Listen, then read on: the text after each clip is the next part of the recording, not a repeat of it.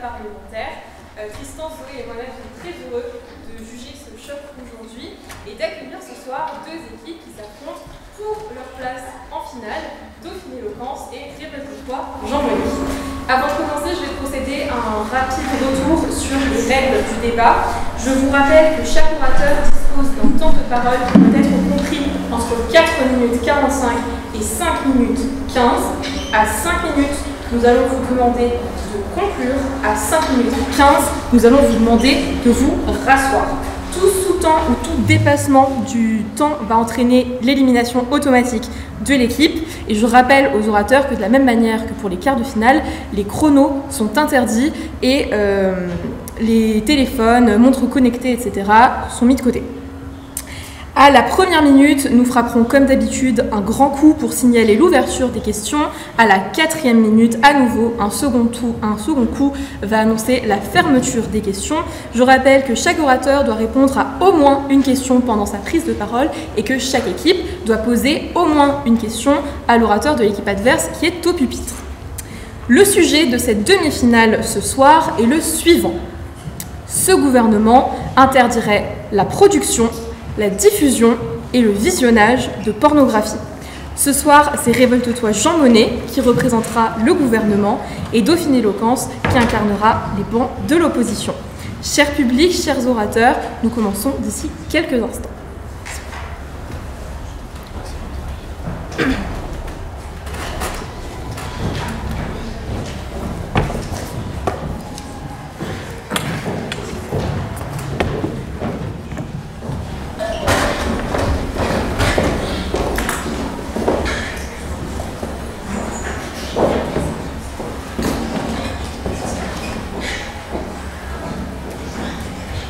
Pour ouvrir ce débat, nous appelons M. Quentin Maurice, Premier ministre du gouvernement.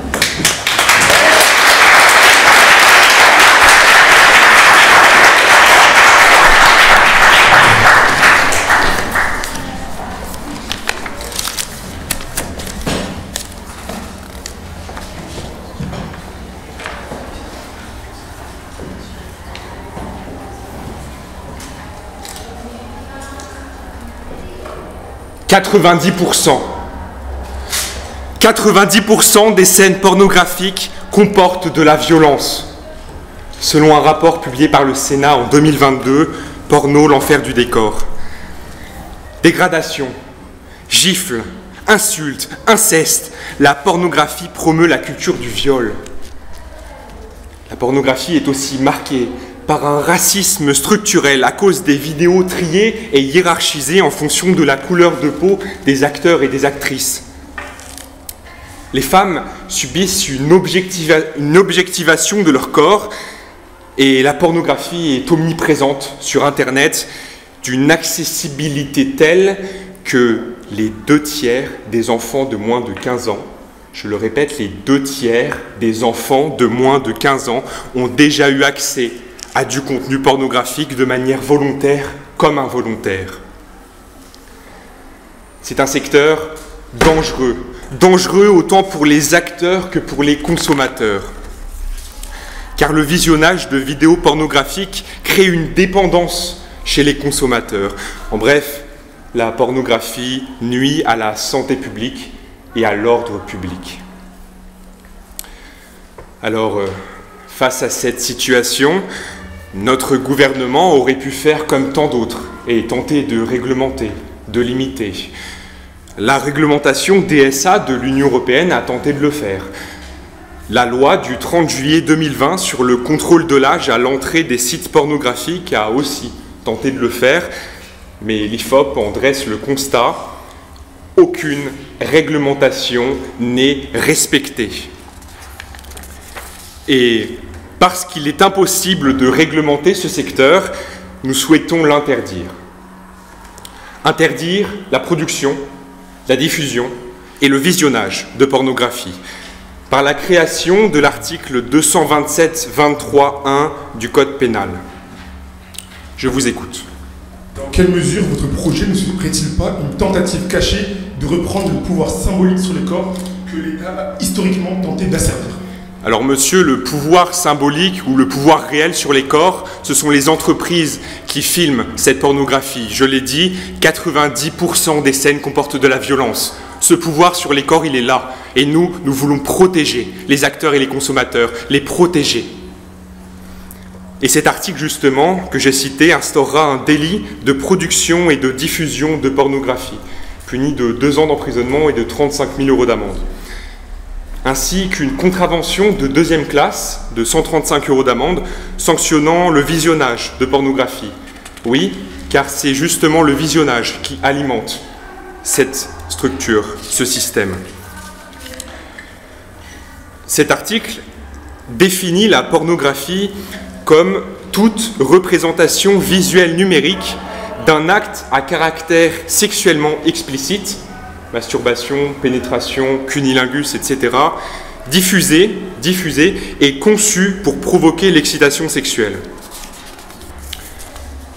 La loi entrera en vigueur le 1er janvier 2026 et c'est notre ministre de l'économie et de la cohésion sociale qui vous présentera qu'à partir de ce 1er janvier 2026, les producteurs de films pornographiques auront un délai transitoire d'1 an leur permettant de reconvertir leur activité.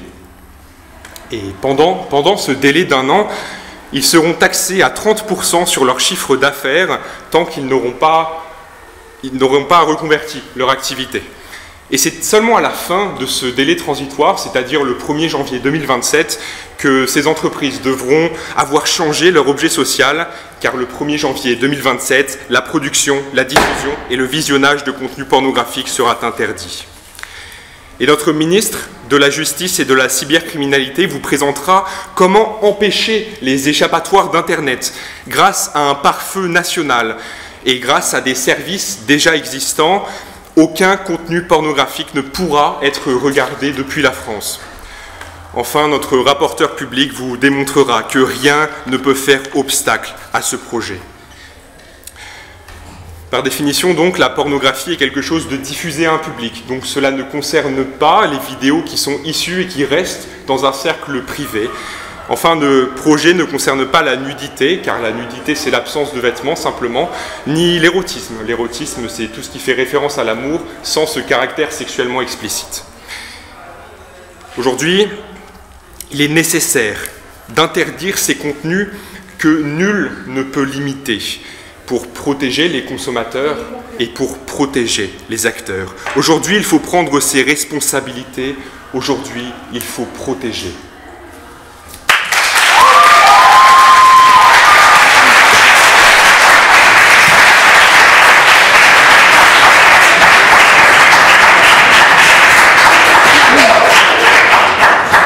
Merci, Monsieur le Premier ministre. La parole est désormais à la chef de l'opposition, Madame Doha Barakat.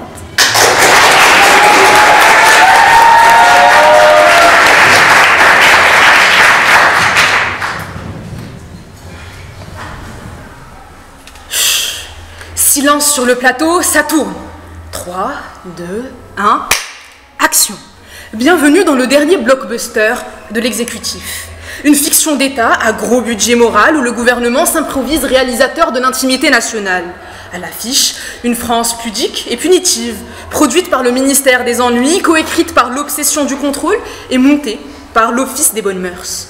Une fresque en noir et blanc où l'on coupe tout ce qui dépasse. Le seul orgasme autorisé, celui du pouvoir, quand il s'imagine purifier la société à coups d'interdit. Car oui, ce gouvernement, sous couvert de vertu, entend interdire la production, la diffusion et même le visionnage de pornographie. Il prétend protéger les plus vulnérables, garantir la dignité, assainir les mœurs, mais en réalité, il construit une société de soupçons, de censure et de surveillance. Il veut l'interdire ?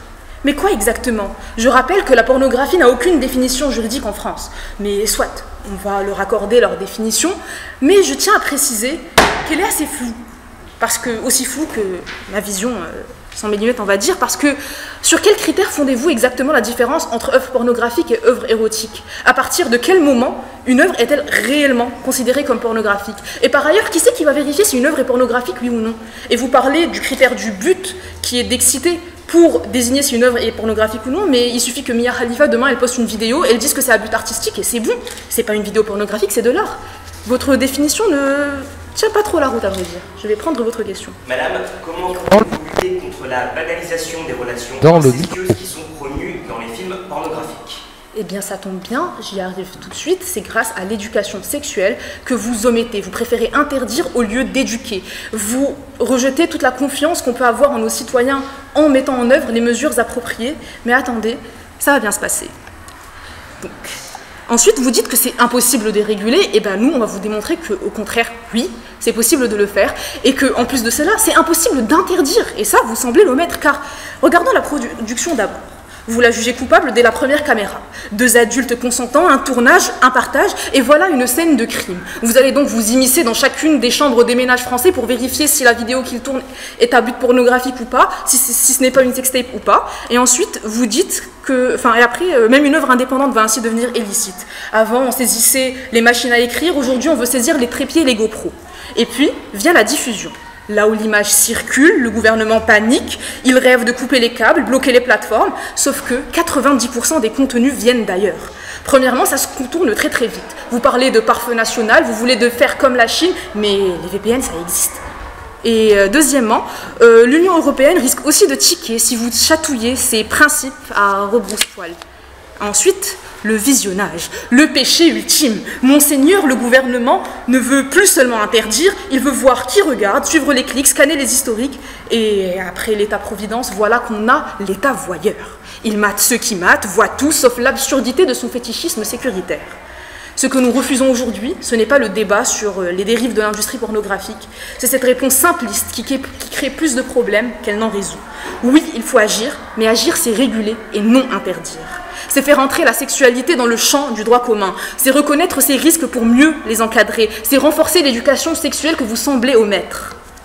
Par la suite, c'est ce que vous montrera le député Oyos Gomez. Réguler, c'est reprendre le contrôle. Là où le gouvernement abandonne, lui propose d'encadrer. Là où l'exécutif voit des menaces, lui, il voit des réalités à accompagner. Cette mesure, d'une part, invisibilise les corps qui la composent, notamment les récits queer, les identités non normées, les sexualités minoritaires. Le gouvernement parle de catégories racistes, sexistes ou que ne sais-je, alors qu'il s'agit d'une plateforme pour représenter ces minorités. Et d'autant plus que c'est des plateformes où c'est consenti. De plus, elle censure le désir et bande les yeux de la démocratie, car restreindre le droit d'user de son corps, de ses images et de son imaginaire revient à menotter Marianne. Et devinez qui paiera l'addition. Toujours les mêmes, les plus précaires. Créateurs et surtout créatrices sont jetés dans l'ombre sans cadre ni recours. Plus de statut, plus de droits, mais toujours autant de risques. Ce n'est pas du porno qu'il faut censurer, c'est l'hypocrisie du pouvoir. Ensuite, le député Billard mettra à nu cette mesure d'un revers de verbe. Sous ses airs de croisade morale, cette triple interdiction n'est qu'un triptyque d'illusions. Inefficace, technocratique et liberticide. Interdire la production, c'est croire qu'on régule le désir à coups de scellés. On ne moralise pas en supprimant les lieux de contrôle. On précarise, on invisibilise, on expose et on excite le marché noir. Ensuite, filtrer la diffusion. Chimère, mirage, désillusion. Les sites migrent, les contenus réapparaissent et les technologies se contournent. Je ne vous l'apprends pas. Enfin, interdire le visionnage, c'est surveiller massivement, s'immiscer dans le privé, et c'est la liberté et le RGPD qui trinquent. Alors non, ce débat ne parle pas de quelques galipettes en ligne, il parle de notre capacité à gouverner sans infantiliser, à cadrer sans bâillonner. Alors silence sur le plateau, non, pas aujourd'hui. Aujourd'hui on parle, on débat, et surtout on dit non aux mauvais films que le gouvernement veut nous imposer.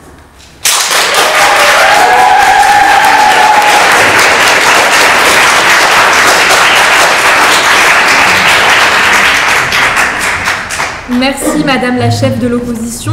La parole est désormais à la ministre de l'économie et de la cohésion sociale, Madame Gaëlle Bénard.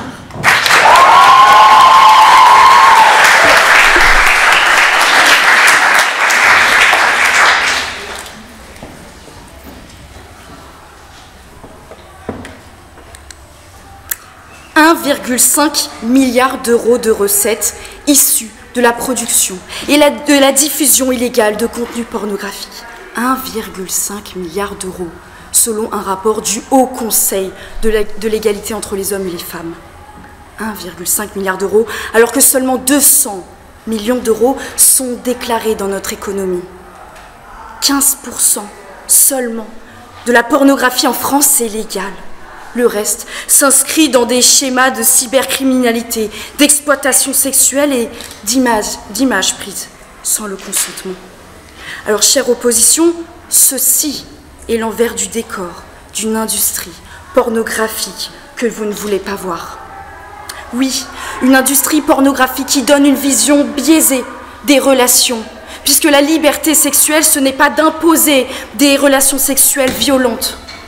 D'autant plus que la barrière entre ce qui relève du pornographique et des relations sexuelles au cinéma ont été déterminées dans un arrêt du Conseil d'État de 2011. Association La vie d'Adèle, un faisceau d'indices est pris en compte. La nature du film, la volonté de l'auteur, la nature de la scène. Par ailleurs, les sextapes privés, les images qui ne sont pas diffusées à la vue du public ne sont pas atteintes car il y a une liberté sexuelle et c'est celle-là même que nous voulons protéger. Je vais prendre votre question.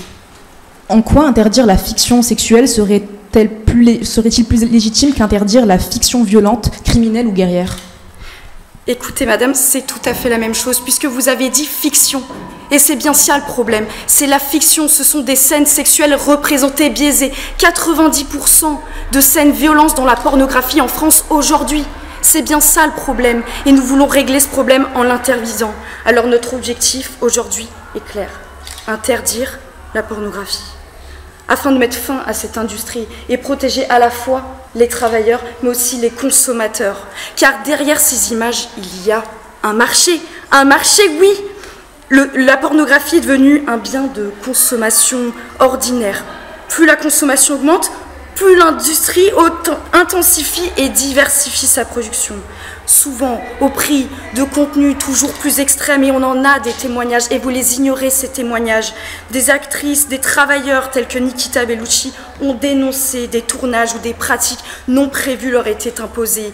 Des affaires récentes comme l'affaire Jackie et Michel, l'affaire French Bukkake ont mis en lumière des violences sexuelles et des abus sous couvert de scénarisation, de fictif comme vous le dites, où le consentement était complètement absent. Mais vous avez aussi évoqué la précarité sexuelle, oui, car les acteurs, les travailleurs de ce secteur sont en réalité dans une grande précarité. Seulement 1500 acteurs ont un statut officiellement recensé. La plupart sont issus de la précarité et beaucoup de travailleurs étrangers s'adonnent à cette activité. Alors face à cette réalité sociale préoccupante, il est de notre devoir d'agir. Mais on ne peut pas interdire sans encadrer. On doit accompagner à la fois ces travailleurs, mais aussi ces consommateurs. Alors à partir du 1er janvier 2026, les professionnels de ce secteur auront un délai d'1 an. Dans ce délai d'1 an, ils pourront reconvertir leur activité. On l'a dit, une taxe de 30% sera donnée aux entreprises, aux sociétés de production pour changer leur activité, leur objet social. Et cette taxe, elle permettra de financer un plan de reconversion, d'accompagnement à la fois pour ces travailleurs qui seront sûrement stigmatisés, qui auront besoin d'un accompagnement pour une reconversion professionnelle, également pour ces sociétés de production qui pourront se reconvertir dans l'audiovisuel. Mais à partir du 1er janvier 2027, là, ce sera interdit. Elles devront avoir changé d'objet social. Mais là, le plan ne s'arrête pas ici. Il faut aussi s'occuper des consommateurs, puisqu'il y a un réel problème, des enfants de plus en plus jeunes qui ont accès à la pornographie. Et malgré les réformes, on n'arrive pas à régler ce problème. Également des adultes qui sont vulnérables face à cette dépendance, à cette consommation de pornographie toujours plus violente, qui véhiculent des images qui ne sont pas le reflet des relations réelles. Alors oui, cette taxation de 30% permettra aussi d'accompagner ces consommateurs dépendants et renforcer la prévention contre les violences sexistes et sexuelles, pour aussi la notion de consentement, éduquer pour changer cette vision de la sexualité qui est biaisée par la pornographie. Et c'est le cœur de notre projet. Enfin, la recette des amendes, elle sera réinjectée dans les services de contrôle de la diffusion de contenus pornographiques. Et cela, la ministre de la Justice le précisera. Parce que interdire la pornographie, c'est protéger.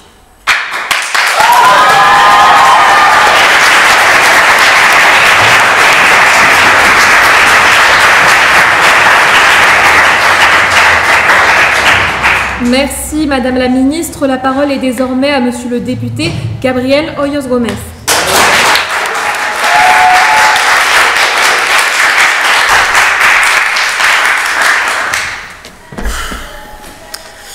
Et coupé. Non, ça ne va pas du tout, il va falloir refaire une deuxième prise. Alors, oui, le pitch était bon. L'empire du gouvernement contre-attaque face à la revanche des sites pornographiques. Oui, le script est racoleur, mais sur le tournage, le blockbuster vire au nanar. Alors, en effet, ce gouvernement confond les dérives liées à la pornographie d'un côté et l'activité en elle-même de l'autre. En effet, et en faisant cela, il oublie de faire deux distinctions absolument nécessaires. Oui, bien sûr, sur les tournages X, il y a des actrices qui sont maltraitées, violentées, violées. Pourquoi ? Parce qu'il y a un rapport de pouvoir démesuré entre elles et les producteurs, qui peuvent imposer des contrats dans lesquels elles cèdent leur image de manière instantanée et définitive. Cela empêche toute possibilité de reconversion et vous l'avez ignoré. Pourquoi ? Puisqu'une fois que ces images sont en ligne et que les contrats sont signés, elles ne peuvent pas faire en sorte que les images soient retirées. Et dès lors, c'est un calvaire pour se reconvertir, pour les relations tant professionnelles que personnelles. Cela, vous l'avez oublié. Alors, ce qu'il faut, c'est non pas les abandonner, les pousser encore plus dans la clandestinité et l'isolation de l'autorégulation, c'est au contraire les accompagner, les encadrer. Et cela, certains de nos voisins européens l'ont déjà fait en allant beaucoup plus loin que nous. Aux Pays-Bas, par exemple, si vous voulez être prostituée, il faut avoir un permis spécifique délivré par l'État. C'est de ce type de régulation dont nous devrions nous inspirer pour mettre en place une mesure. Par ailleurs, vous nous avez parlé de rentrée économique qui n'était pas suffisamment déclarée. Si nous régulons, l'État pourra contrôler et il y aura plus d'argent, plus de revenus déclarés. Et je prends votre question. Monsieur, expliquez-moi comment vous allez identifier que ces contenus violents ont été donnés en l'absence de consentement? Eh bien, nous avons dit qu'il y a deux distinctions que vous n'avez pas faites. La première, c'est de faire la différence entre les personnes qui sont forcées à travailler dans de mauvaises conditions et la deuxième, les personnes qui veulent réellement participer à cette industrie. Il y a la notion de consentement spécifique qui a été définie au Canada dans un rapport de 2021 qui précise que dans les contrats, il y a un consentement initial qui est donné et qu'il doit ensuite être maintenu de manière continue. Et si à tout moment, l'actrice, l'acteur désire retirer son consentement, fin du contrat, terminé, bonsoir. Alors, vous avez oublié cette première distinction entre personnes forcées à travailler et personnes qui souhaitent. Car si certaines et certains de nos compatriotes désirent réellement vivre de la production de pornographie ou en consommer, eh bien c'est leur liberté la plus essentielle. Ce gouvernement ne dispose pas du corps de ses citoyens, enfin. Et la deuxième régulation, elle est sur le type de contenus qui sont produits. Vous nous avez parlé de contenus dégradant l'image des femmes. Oui, bien sûr, ça existe. Mais à nouveau, non, dommage, la solution n'est pas l'interdiction, c'est la régulation. Car ce gouvernement confond encore et amalgame toujours. Il fait comme s'il n'existait qu'un seul porno, hétéronormé, créé par des hommes, pour des hommes, dégradant les femmes. Celui-là, c'est celui qui est majoritairement mis en avant, mais il en existe d'autres. À titre d'exemple, nous avons la série d'Ovidi, une ancienne actrice X et docteur en lettres, car oui, cher gouvernement, c'est possible, qui a produit une série à caractère sexuel très explicite. Elle rentre donc parfaitement dans votre définition de la pornographie et vous souhaiteriez l'interdire. Or, cette série, elle a été nommée aux Emmy Awards et elle a gagné. Preuve qu'il est possible d'avoir d'autres représentations de la sexualité, que ce soit du porno éthique, féministe, fait par des femmes, pour des femmes, qui ne dégradent pas les hommes. Et par ailleurs, vous nous avez parlé de racisme, mais il faut voir que non seulement ce porno hétéronormé n'est pas le seul, mais il y a également tout un espace de représentation qui permet de mettre en avant des sexualités minoritaires ou minorisées. Par exemple, celle des personnes homosexuelles, transsexuelles, queer, ou alors toutes ces possibilités. Et je vais vous poser votre deuxième question, vous allez rester debout longtemps sinon. Pourquoi parlez-vous du droit des contrats canadiens alors que nous sommes soumis au droit des poser contrats la question français? dans le micro. Pourquoi parlez-vous du droit des contrats canadiens alors que nous sommes uniquement soumis au droit des contrats français? Je vous ai donné un exemple de comment mettre en place le consentement au Canada. Comme c'est fait au Canada, on peut s'en inspirer, c'était la question de votre collègue. Et par ailleurs, il y a d'autres exemples dans l'Union européenne, comme les Pays-Bas, dont je vous ai parlé, il faut écouter, qui nous permettent de montrer comment faire en régulant. Alors, au fond, ce gouvernement nous propose un faux dilemme. Choisir entre une vision abusive de la pornographie et aucune vision du tout. Alors oui, bien sûr, on n'apprend pas à conduire en regardant Fast and Furious. Mais qui, ici dans la salle, a eu son permis en fermant les yeux? en faisant comme si la route n'existe pas. Non, au contraire, il faut trouver un équilibre. Et cela, il est possible, il y a des exemples. Dans l'Union européenne, il y en a en dehors, il y en a partout. Bien. Et donc, au fond, ce que cette mesure, elle révèle, c'est une peur profonde des corps, une envie de cacher la sexualité comme si elle n'existe pas. Alors qu'on l'a dit, en récapitulons, 1. Les conditions de travail, et 2. Le type de contenu, nous pouvons transformer la pornographie pour qu'elle soit non plus une arme de désinformation érotique, mais bien un outil qui nous permettra de refaçonner, de repenser nos rapports sexuels et notre rapport à la sexualité. Alors, coupez, on change de script. Il est temps de faire une deuxième prise sur notre sexualité.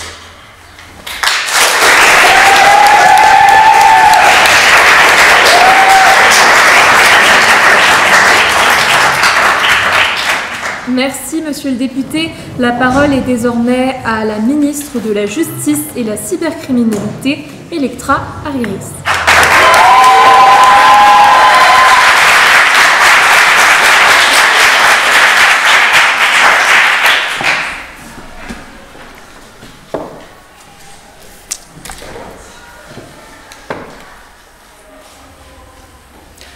Où est la liberté lorsque des enfants de 11 ans tombent par hasard sur des vidéos pornographiques? Où est la liberté lorsque des hommes et des femmes sont addicts à des contenus violents? Où est l'État pour protéger ses citoyens face à la violence de ces contenus?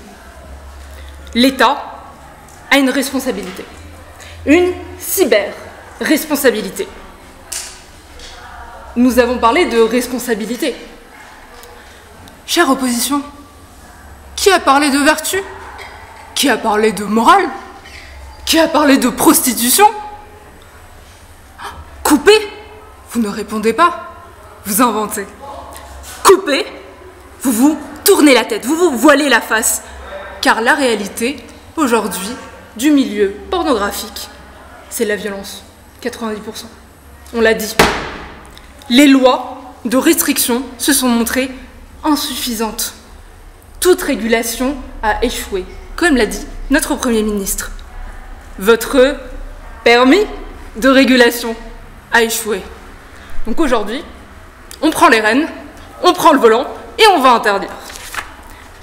Notre gouvernement veut protéger l'Internet français de tous les contenus pornographiques. Chimère! Mirage, comment est-ce qu'on va faire?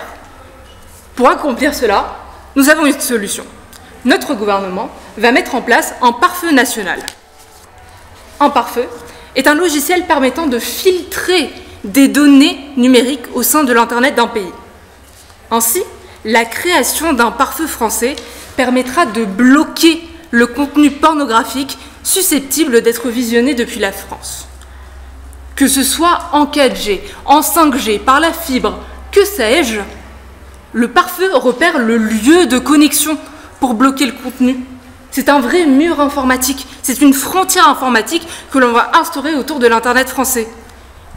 Et on pourrait penser aux VPN, que les VPN permettraient d'échapper à cette mesure? Absolument pas. Parce que les VPN, je vais vous expliquer, permettent seulement de simuler un appareil se trouvant dans un autre pays en changeant d'adresse IP. Or, le pare-feu repère le lieu de connexion à Internet pour bloquer le contenu. Il ne dépend absolument pas de l'adresse IP. Ainsi, les VPN ne pourront pas permettre d'accéder à du contenu pornographique. Je prendrai votre question. Comment votre interdiction de visionnage s'appliquera-t-elle concrètement aux 2 millions de DVD pornographiques déjà présents dans les foyers? Écoutez, nous allons mettre en place ce processus par la détention. Notamment le visionnage, nous allons le traquer. Et on va l'expliquer juste après, comme le font nos brigades de police actuellement pour les contenus de pédopornographie. Concernant les comptes sur les réseaux sociaux diffusant du contenu pornographique, l'État va collaborer étroitement avec les réseaux sociaux pour qu'ils suppriment des contenus illégaux, donc ces contenus pornographiques, sous peine d'amende. C'est efficace, l'Allemagne le fait déjà, avec une loi sur les réseaux sociaux de 2017. Et encore, quand bien même du contenu pornographique passerait à travers les mailles du pare-feu. Nos services de police sont capables. Ils sont capables de repérer ce contenu sur toutes les plateformes, que ce soit les sites internet, réseaux sociaux, sites OnlyFans. Dans notre projet, nous allons utiliser le système Pharos. Pharos, la plateforme d'harmonisation, d'analyse, de recoupement et d'orientation des signalements. Ces services est déjà existant et a déjà fait ses preuves, notamment pour les contenus terroristes et pédopornographiques. Pharos, ce qu'il fait concrètement, c'est qu'il va analyser les signalements et les orienter vers la police ou la gendarmerie afin d'ouvrir une procédure judiciaire. Et cette procédure a pour but de retirer le contenu pornographique de l'Internet français et de punir les auteurs de la production et de la diffusion. Et nous connaîtrons l'auteur de l'infraction en ciblant le lieu de connexion et l'identité du possesseur de l'appareil. Afin d'interdire le visionnage, vous nous avez demandé comment on va interdire le visionnage. Ben, on va vous l'expliquer. Les services de police travailleront de la même manière qu'ils le font déjà avec la pédopornographie, en repérant les téléchargements des contenus suspects et en s'infiltrant dans des groupes de messagerie. Donc en repérant les téléchargements, on pourra retracer la personne visionnant ce contenu et la police a cette capacité de réquisitionner l'identité de ces personnes auprès des fournisseurs d'accès à Internet.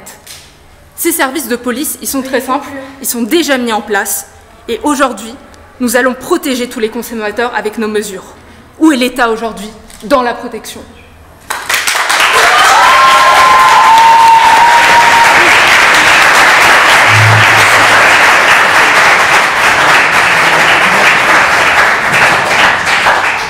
Merci Madame la Ministre. La parole est désormais à Monsieur le député Achille Billard.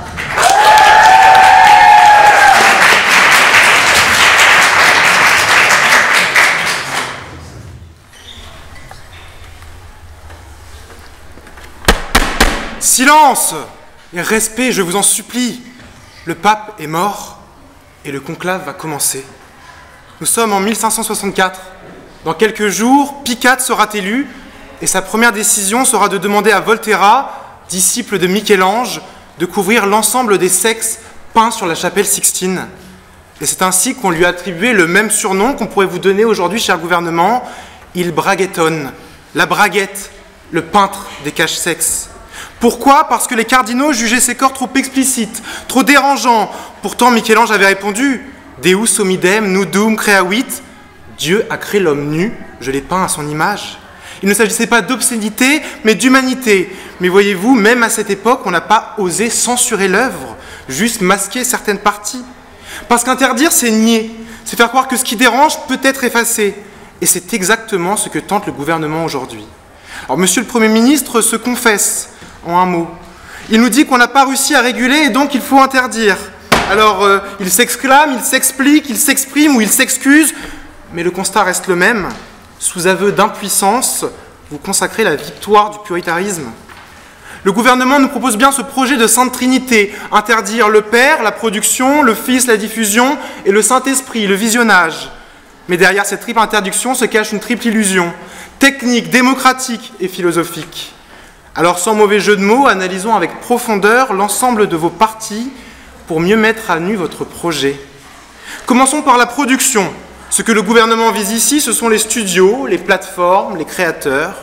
Mais interdire la production ne supprimera ni la demande, ni les pratiques. Elles se déplaceront, se clandestineront, se précariseront. La conséquence est donc plutôt claire, moins de contrôle, plus de risques, moins de vérification, plus d'abus. Interdire, c'est renforcer le marché noir, renforcer le dark web, là où pourtant la régulation aurait pu donner un cadre éthique. C'est donner le pouvoir, si ce n'est le monopole, aux plateformes les plus opaques, celles qu'aucun État n'arrive déjà à contrôler.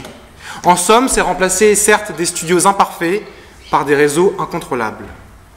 Passons à la diffusion, l'absurdité technique de votre projet, et je vais commencer par prendre votre question. Comment garantir, cher monsieur, alors actuellement, la sécurité des acteurs et des actrices dans le secteur pornographique? Mais c'est une très belle question. En régulant, en encadrant, en mettant la loi, en interdisant, la dame continuera à faire son film pornographique. Cependant, elle n'aura plus de contrôle, elle n'aura plus de moyens derrière d'être protégée. Car voyez-vous, j'ai passé au rayon X votre position sur le droit, Madame la ministre de la Justice. et personne n'y comprend rien. Alors parlons du droit, mais vous avez oublié quelque chose peut-être, pas le droit seulement européen, français, mais aussi européen. Car dans le droit européen, dans ses fondements les plus purs de la libre circulation, on interdit formellement à un État membre de bloquer la diffusion d'un contenu légalement produit dans un pays européen. Le flou de votre mesure, il est simple, mais il est embarrassant. Votre interdiction de diffusion s'appliquera-t-elle aussi aux vidéos tournées à Barcelone ou à Berlin? Alors, si oui, eh bien votre projet est aussi vide qu'inutile.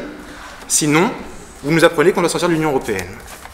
Aucun de vos ministres n'en a parlé. C'est vide juridiquement. En même temps, peut-être que vous n'avez jamais réussi à avoir le barreau, ce qui explique votre position sur le sujet. Mais je vous promets qu'avec un peu de travail, vous apprendrez à bien casser l'arrêt. Mais surtout, les contenus pornographiques sont pour la majorité hébergés sur des serveurs étrangers, dans des juridictions hors d'atteinte. Chaque site bloqué sera recréé sous un autre nom, un autre URL, une autre extension. Et ce que le gouvernement n'a pas compris, c'est ceci. Sur Internet, bloquer, c'est notifier. C'est l'effet Streisand. Plus vous interdisez, plus vous attirez l'attention. Plus vous attirez l'attention, plus vous provoquez la recherche. Et pourtant, vous me parlez de VPN, d'accord? Mais quid des proxys? Quid des contenus torrents? Tout votre dispositif tombe à l'eau. En Iran, en Chine, en Pakistan, le porno est formellement interdit, mais massivement consommé. Des équipes de modérateurs, des IA, des infrastructures de surveillance, avec vous-même des policiers, pour un résultat contourné en un clic. Voulez-vous la jouer sauveur en X-Men et finalement, on réalise que votre projet, c'est 50 nuances d'impuissance. Et enfin, l'ultime ligne rouge, la troisième place du podium, le visionnage. L'interdiction peut-être la plus imprécise et la plus dangereuse, car pour empêcher les gens de regarder, il faut savoir ce qu'ils regardent. Cela suppose un contrôle général et total de leur navigation. Sacrifions le RGPD, sacrifions la liberté privée. Des policiers derrière votre télé. Vous croyez pouvoir filmer tout le monde, surveiller tout le monde, qui regarde quoi, quand et avec qui. Avec vous, ce n'est pas The Truman Show, c'est The Pornman Show. Alors coupez, on s'arrête là. On a de quoi gagner des Oscars avec cette trilogie de l'absurde. En somme, vous nous proposez un projet en 3 actes. Une mise en scène bruyante, une action qui ne mène à rien, et à la fin, un contrôle des corps inutile. Le tout dans une catégorie très amateur. En somme, gouvernement, votre projet de loi ne ressemble terriblement à un mauvais film porno, qui plus est un gangbang, tant votre projet n'a ni queue ni tête.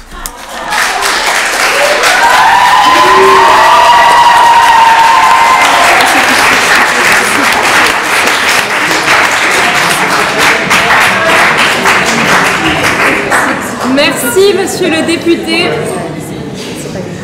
Pour clore le débat du côté du gouvernement, nous accueillons monsieur le rapporteur général, Pierre Obadia.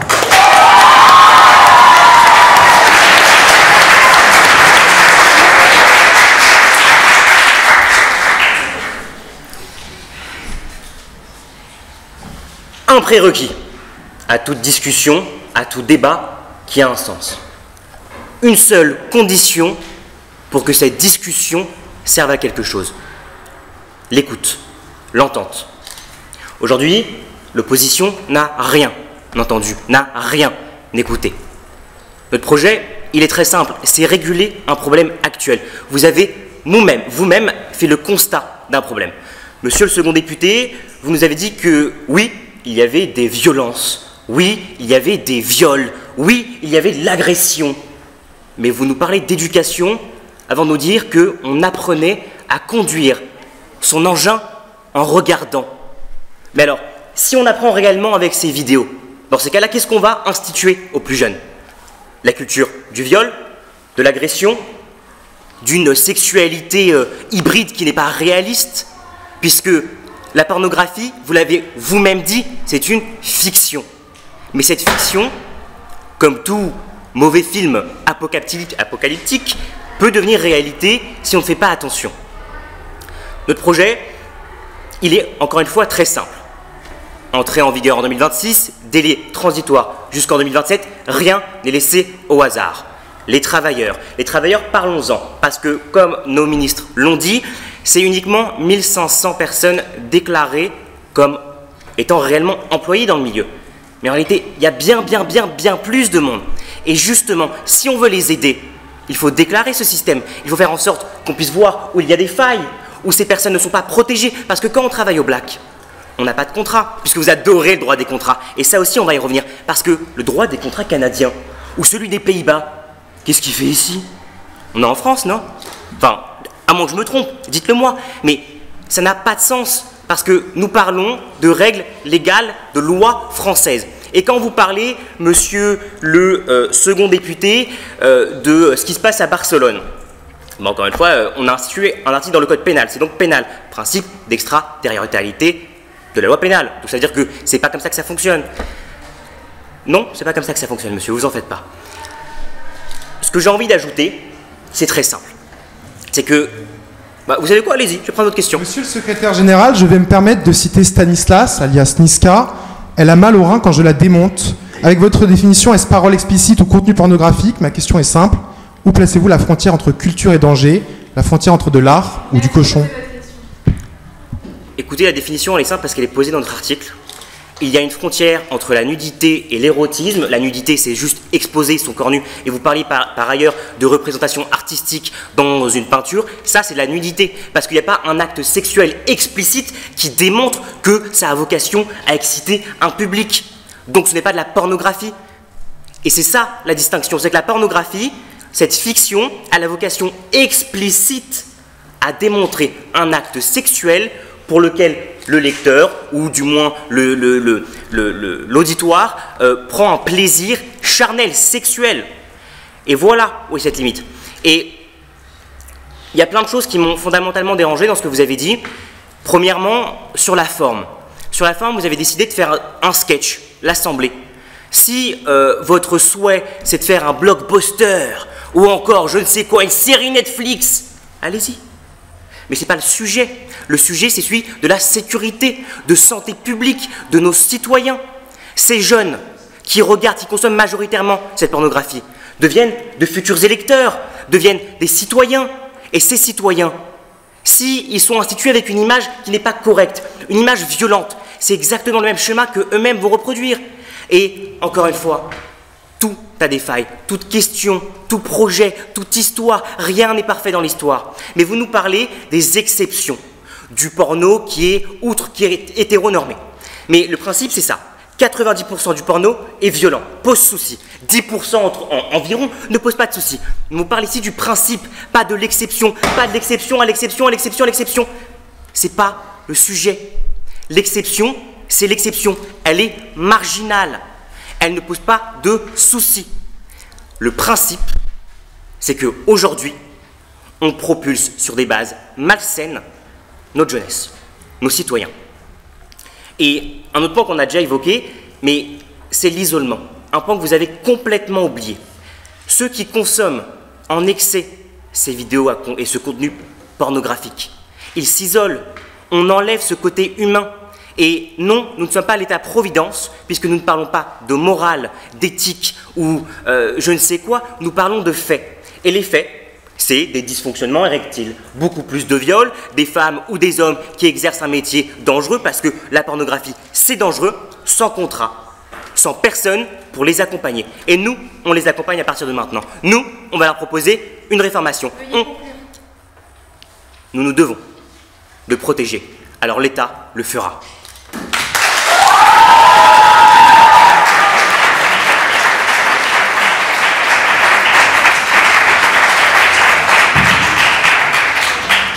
Merci, monsieur le rapporteur général. Pour clore ce débat, nous appelons monsieur le secrétaire général de l'opposition, Kylian Appelli.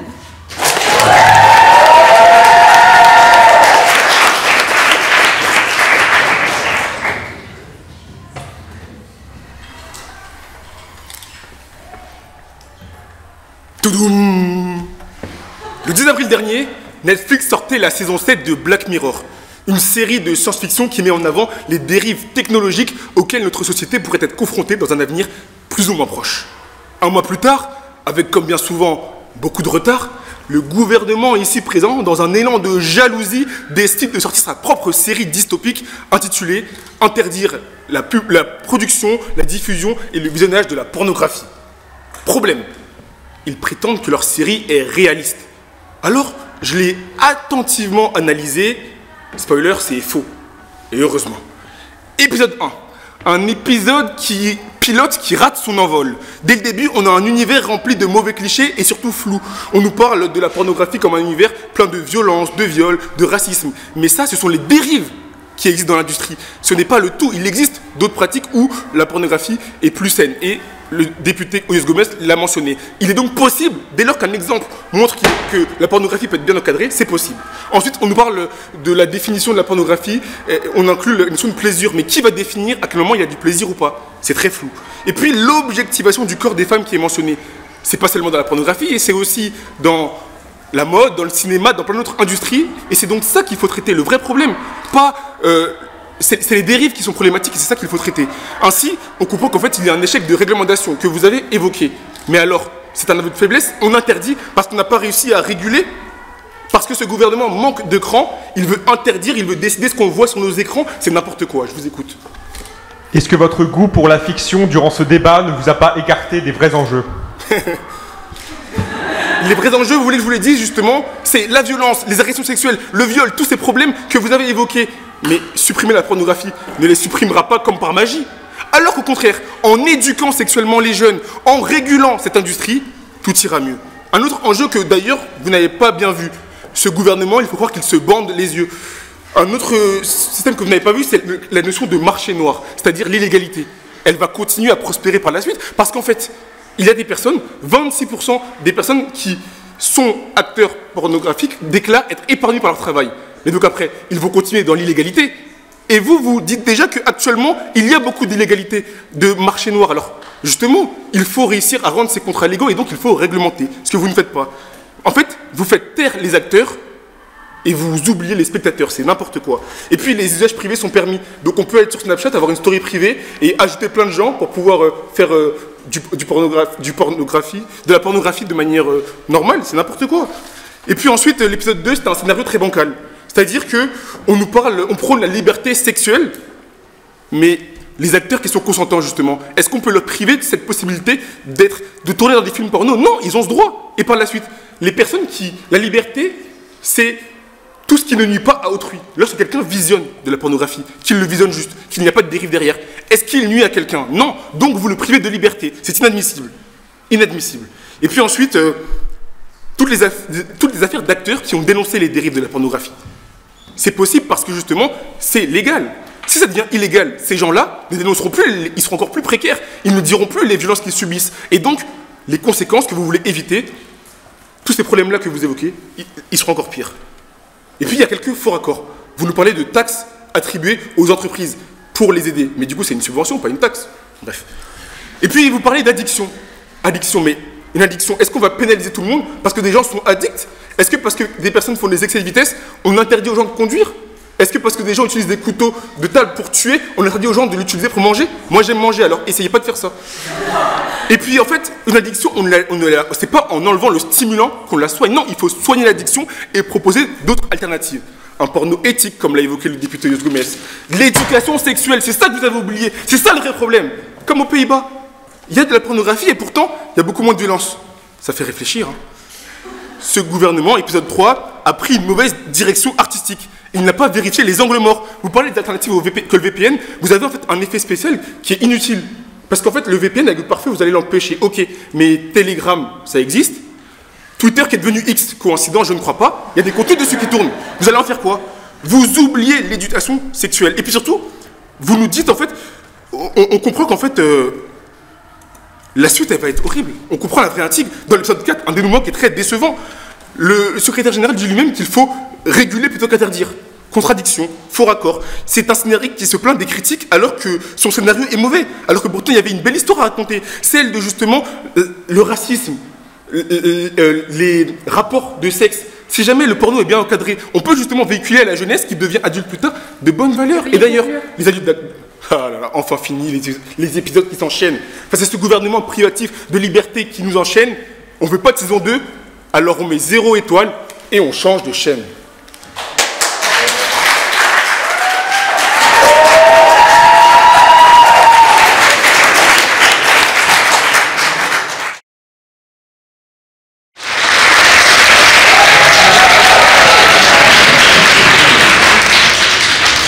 Merci beaucoup à vous tous. Je voudrais commencer déjà par remercier les 8 orateurs que nous avons eu la chance et le plaisir d'écouter aujourd'hui. Et je tiens à vous féliciter très sincèrement de vous être hissés jusqu'à cette demi-finale.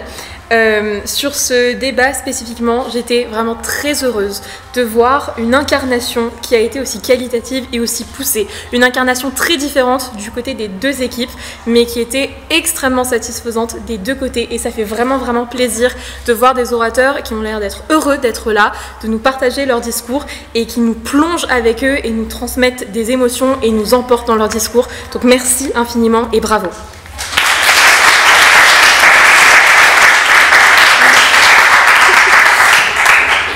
Je plus sois très fortement ce qui vient d'être dit par Maria-Inès et j'ajouterais tout simplement qu'au-delà de l'incarnation qui a été très qualitative, ce qu'on a particulièrement aimé, c'est que dans ce débat, on a vu des choses qu'on demande depuis le début de la compétition, c'est-à-dire une prise de risque, c'est-à-dire une identité des orateurs qui est mise en valeur, c'est-à-dire des questions qui vont au-delà de la question simple politique. Donc ça, c'est quelque chose qu'on a énormément vu dans ce débat et qu'on a particulièrement apprécié, donc on s'est vraiment senti en demi-finale pour le coup. Donc félicitations à vos deux équipes.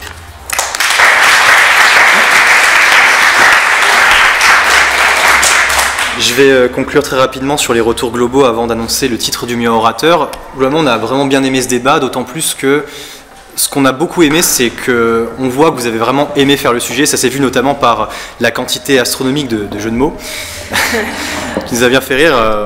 Ouais, bah, ça c'était sûr, hein. C'était très sûr. Au moins on voit que le sujet qui était original, j'ai pas ça parce que c'est mon sujet, mais un sujet qui était absolument excellent, que vous avez bien aimé le traiter, donc c'était très cool.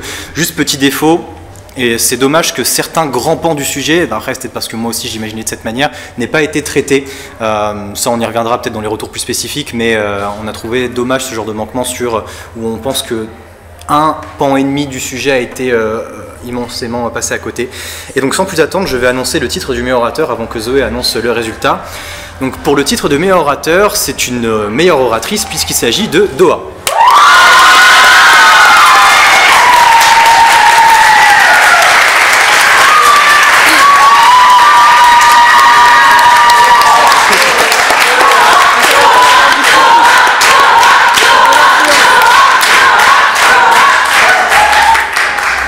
Félicitations Doha.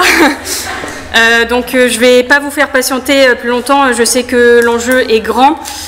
Dans la mesure où, vous le savez, on envoie une équipe en finale, donc on envoie une équipe qui sera capable de représenter ses propres couleurs, une équipe qui sera capable de développer son identité. Et comme je vous l'ai dit, vu qu'on valorise énormément la prise de risque et le naturel de l'orateur, nous avons décidé d'accorder la victoire à Dauphine.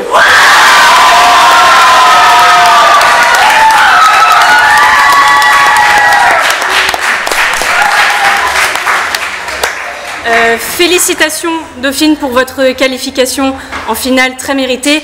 Bravo à Révolte-toi Jean Monnet pour son parcours qui a été exceptionnel. Félicitations.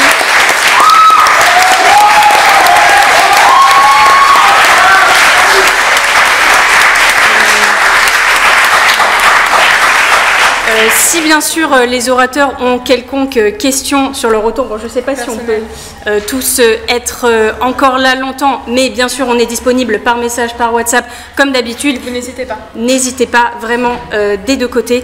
Et je vous remercie. Merci à tous et merci au public de s'être déplacé.